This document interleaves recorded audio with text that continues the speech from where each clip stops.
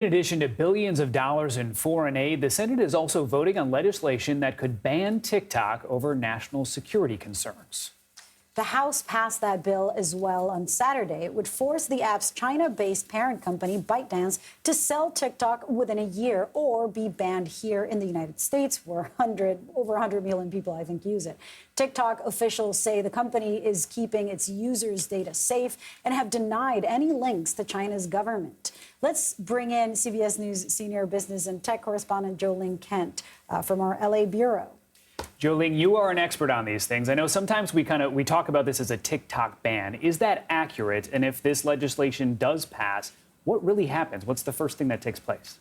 It's essentially divest or ban. And what you can see coming down the pike here, if President Biden does sign it, is we're talking about a divest or ban deadline of about 9 months. And President Biden would have the flexibility to add a 3-month time period to the tail end of that if there are some business negotiations going. But it's a really interesting case. It definitely is targeting TikTok particularly, and it is a bipartisan issue, which is, of course, rare on Capitol Hill these days. But what we're seeing is that if this does happen, say it happens and it hits right around January, we're talking about inauguration. Now, if former President Trump wins and takes office, then we could see a different take on it. We saw President Trump during his administration have a very different approach to TikTok, guys.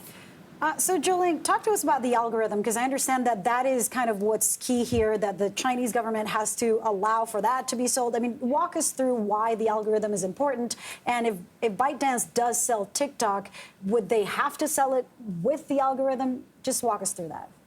So the algorithm for any tech company, especially social media platforms, that is the secret sauce. And that is why TikTok is so effective, addictive, and why so many millions of users love it so much, as they feel like they're getting what they want off of their social media feed in a way that's different than other tech companies and other social platforms. And so ByteDance wouldn't necessarily have to sell the algorithm if it does sell to, say, a U.S. buyer. Now, some of those possible U.S. buyers, Oracle, Microsoft, former Treasury Secretary Steve Mnuchin has also weighed in, saying he wants to put a group together, saying that on CNBC to buy TikTok. But the issue is, what would actually be sold and left behind, essentially, if ByteDance is forced to do that?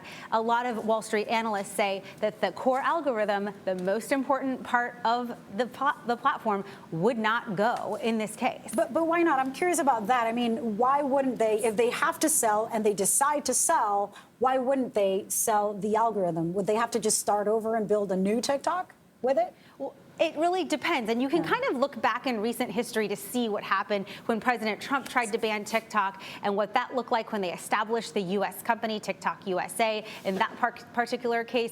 But look, this is a company that owns its own intellectual property. And so it doesn't have to sell the core algorithm. And many Wall Street analysts expect that it won't sell it, so that the TikTok that you see, according to folks I've been talking to, would either end up being an atrophied old version of the app that would slowly die in the various app stores, or it would be sold in something that is a totally different form. Interesting. I mean, there's obviously a lot of value in the name, but if you don't have the underlying technology, you have to wonder what it's worth. All right, Jolene, thank you so much for making sense of all of that. Anytime.